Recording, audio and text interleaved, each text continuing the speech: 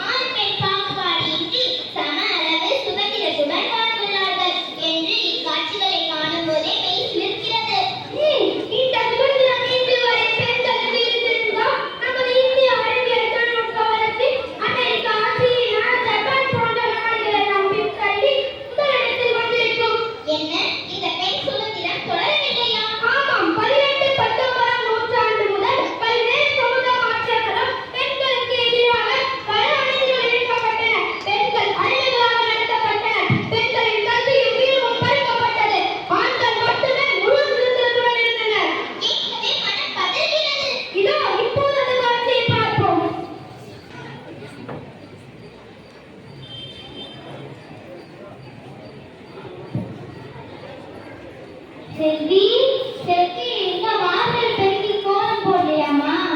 இத கோலம் நான் போட்டுட்டு இருக்கேன். அப்படியே பாத்திரத்தை கொஞ்சம் கழுவினேம்மா. எனக்கு உடம்பு முடியல, போய் கத்தி காத்தி போட்டு வா. சரிங்கம்மா. செல்வி, செல்வி, என்ன சிவா சொல்லு. எங்க அம்மா என்னை பள்ளிக்கூடம் சேர்த்துட்டாங்க. உனக்கு சேரலையா? இது நானே எங்க அம்மா கிட்ட சொல்லி என்ன பள்ளிக்கூடம் சேர்த்து சொல்றேன். சரி, நான் போறேன், நீ வா. சரி. அம்மா எழுதுங்கம்மா. அம்மா, அம்மா, பக்கத்து வீட்டு பையன் சிவாவை பள்ளிக்கூடம் சேர்த்தாங்கம்மா. என்னையும் பள்ளிக்கூடம் சேர்க்கணும்மா. பள்ளிக்கூடம் போக போறியா? எதுக்கு பள்ளிக்கூடம் போற? நான் பள்ளிக்கூடம் போய் படிச்சு மருத்துவர் ஆக போறேம்மா. நான் மருத்துவர் ஆயிட்டேன்னா உனக்கு உடம்பு சரியில்லைன்னா நானே மருத்துவம் பார்ப்பேன்ல. நீயும் மருத்துவர் ஆகணுமா? எனக்கும் ஆசை. ஆனா இந்த சமூகம் பெண்களுக்கு கல்வியாகவே இருக்கக்கூடாது. வீட்டு வேலை தான் செய்யணும், திருமணம் செஞ்சுக்கணும், கணவனுக்கு பணிவிட செய்யணும், குழந்தைகளை கவனிச்சுக்கணும்னு நம்மளுக்கான வேலையை எப்பயோ முடிவு செஞ்சுட்டாங்க. அப்ப நான் பள்ளிக்கூடம் போக முடியாதாம்மா? நான் மருத்துவர் ஆக முடியாதா? கொஞ்சம் பொருள், நான் அப்பா கிட்ட கேட்டு சொல்றேன். அப்பாவே வந்துட்டாருமா. என்னங்க சொல்றீங்க?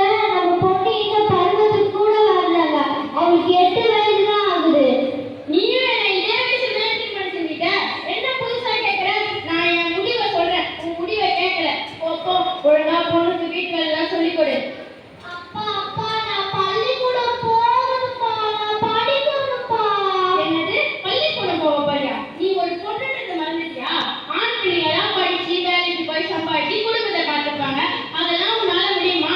ஆண் பிள்ளைங்க வீரமா 4 இடத்துக்கு போவாங்க, 10 பேர் கூட இருக்கும் சபையில பேசுவாங்க. அவங்களுக்கு உடல் வலிமை இருக்கு. நம்மளும் சரி ஆம்பளை பிள்ளை மாதிரி தைரியமா வளர்த்தா அவளுக்கு உடல் பலமும் மனபலமும் இருக்கும்ல. என்ன நீ கூட கூட பேசுற?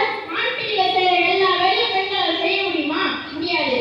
நிலாவுக்கு போவான், நீர் நிலத்தை ஆராய்ச்சி செய்வான், காக்கி சட்டை போட்டு நாட்டை காப்பாற்றுவான், வெள்ளைக்கோட் போட்டு உயிரை காப்பாற்றுவான். அதெல்லாம் பெண்களால் முடியுமா? புள்ளைய பெற்றுக்கிறத விட வேற என்ன முடியும்? போ, வீட்டை தொட.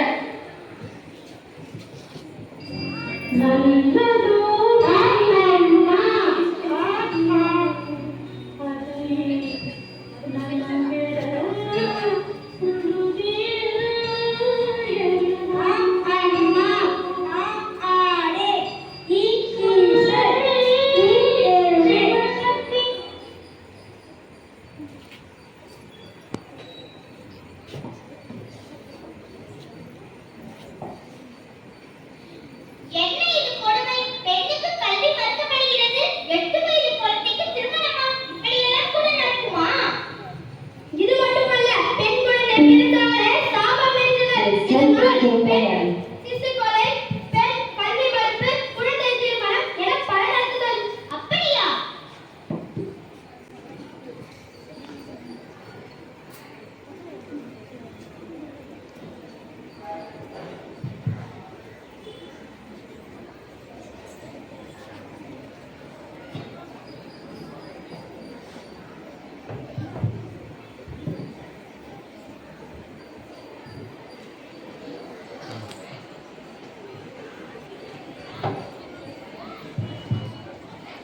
இதை கேட்க யாரும் முன்வரவில்லையா? ஏன் வரவில்லை? வந்தார்கள். எட்டயபுரம் மண்ணிலே பிறந்த வீரத்தமிழன், தேசப்பற்று, தமிழ் பற்று, மாநில பற்று ஆகிய அனைத்தும் தன் எழுத்துக்களின் வழியே எழுச்சிமிக்க கவிதைகளால் உலகறிய செய்தவர். இதோ பாரதியார். இவர்பாரம் பல செயல்கள் செய்து அவை கூட்டி கிடப்பதுமே கூட்டுக்கணியம் இம்மாயும் பல வேடிக்கை மனிதரைப் போல் நாம் வெள்ளியை என்று நினைத்தாலே அச்சமில்லை, அச்சமில்லை, அச்சம் என்பதில்லையே. உச்சி மீது வானிடிந்து வீடு நின்ற போதிலும் அச்சமில்லை, அச்சமில்லை, அச்சம் என்பதில்லையே. பெண்ணே, எழுந்திரு. நீங்கள் யாரையா? இந்த பாரதத்தை பெற்றெடுத்த தவப்புதல்வன் நான். பெண்ணடிமையை ஒழித்து வந்தவன். அடுப்பூதும் பெண்களுக்கு படிப்பதற்கு எண்ணம் கேட்கும் மூடர்களை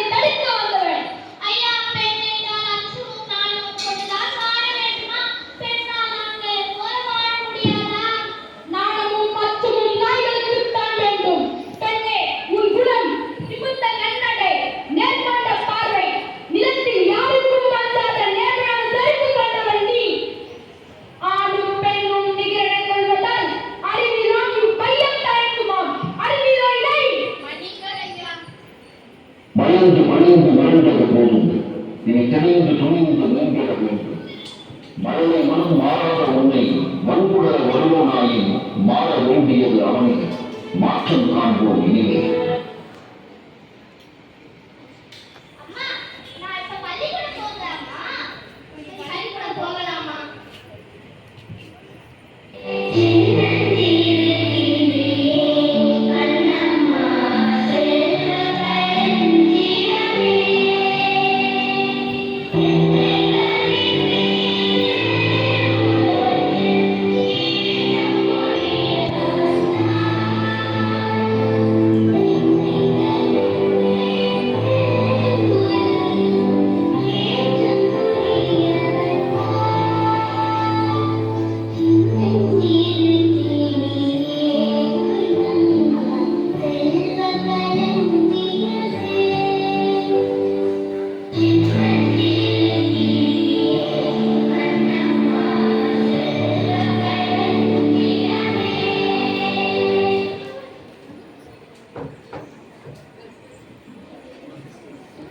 சபாஷ், சரியான பதிலடி.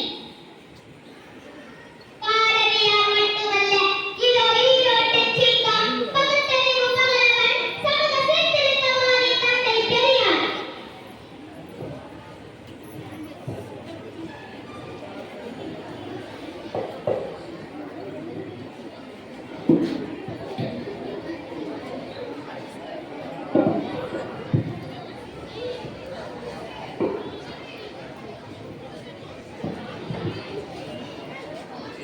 என்னது? ஒன்று ஒப்பல்ல சொப்பல்ல. என்னங்க, என்னாச்சு? யார் சமையல் செஞ்சா? உங்க பொண்ணு லட்சுமி தாங்க செஞ்சா. பொண்ணு வீட்டுல எல்லாம் நல்லா சொல்லி தர மாட்டியா?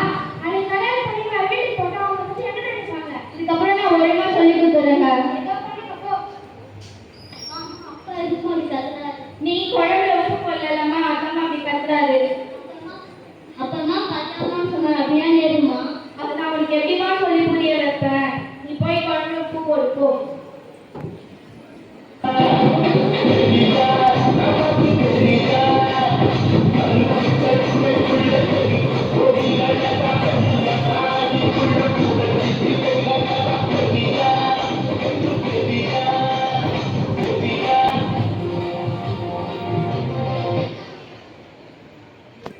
நம்ம லட்சுமி, இந்த குழந்தையை கொடு. இந்த புத்தகத்தை குடி. போ பள்ளிக்கு.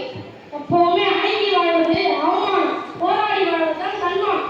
பெண்களை பள்ளிக்கூடத்துக்கு அனுப்பி படிக்க வேண்டும். பெண் படிக்கட்டும். அப்பதான் ஆண்களுக்கு சமமா பெண் நிலாவுக்கு போவாங்க, வீடுகளுக்கு ஆராய்ச்சி செய்வாங்க, காக்கி சட்டை போட்டு நாட்டை காப்பாற்றுவாங்க, வெள்ளை கோட்டை போட்டு உயிரை காப்பாற்றுவாங்க, நல்லா சம்பாதிக்கிற திறமையை வளர்த்துக்கணும்.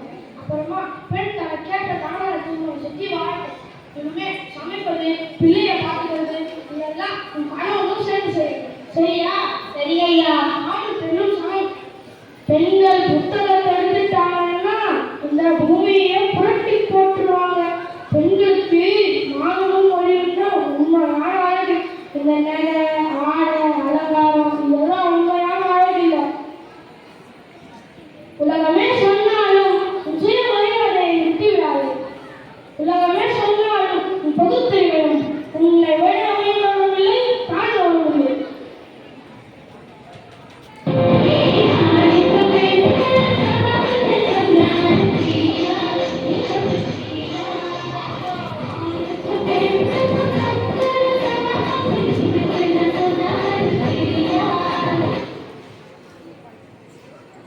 பலே பெரிய புகழ் ஓங்குக. பாரதியார் பெரியார் மட்டுமா? வேலியார் மதங்களை கடந்த மாமனிதர், மதங்களை நேசித்த மாண்புக்குரியவர், பாரதத்தில் சரித்திரம் படைத்த சீர்திருத்த செம்மல், இந்தியாவின் முதல் சட்ட அமைச்சர் அண்ணல் அம்பேத்கர்.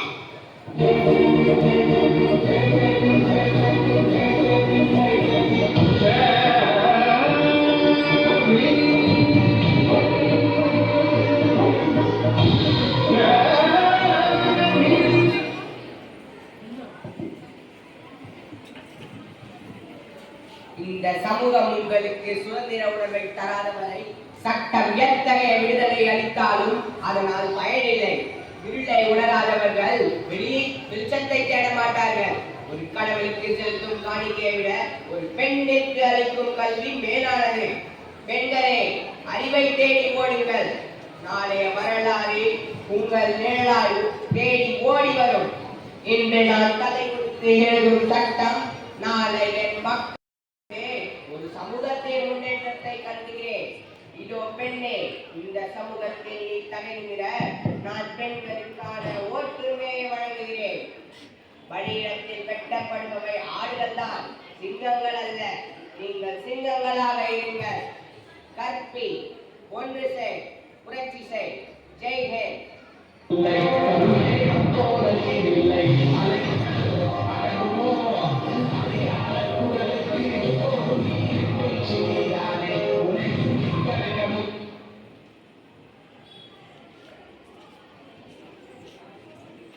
மகிழ்ச்சி, நம் பெண்களுக்கு கல்வி உரிமை, ஓட்டுரிமை என அனைத்தும் கிடைத்துவிட்டது. ஆனால் உயர்கட்டை ஏறுதல் தொடர்ந்ததா? இல்லை, அதனையும் ஒழித்தார். ராஜாராம் மோகன் ராய் பல மயான சாஸ்திரங்களிலும் வேதங்களிலும் இருந்து கூறப்பட்ட பெண் அடிமைகள், உடன்கட்டை ஏறுதல், குழந்தை திருமணம் போன்ற செயல்களை ஒழித்து மக்களை நவீன காலத்திற்கு ஏற்ப மாற்றியவர். இந்தியாவில் மறுமலர்ச்சியை கொண்டு வந்தவர். நவீன இந்தியாவின் சிற்பி.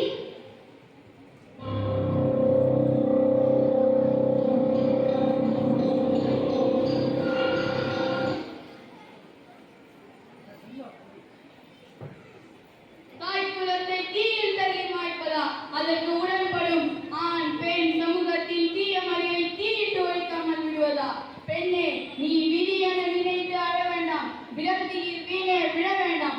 துவண்டது போதும், வாழ வேண்டும். துலங்கட்டும் வாழ்வில் ஒளி வேண்டும். உடன்கட்டை ஏறும் சதியும் சதிகாரரும் வீழ்வது திண்ணம். அதை சரித்திரம் ஒரு நாள் ஒன்று பண்ணும். கதி என கலக்கம் அடைந்திடாதே, தாய்மை கண்டு அஞ்சிடாதே. தகுதியில் பெண்ணும் ஆணுக்கு சமம். அவளை மட்டும் உடன்கட்டை ஏறி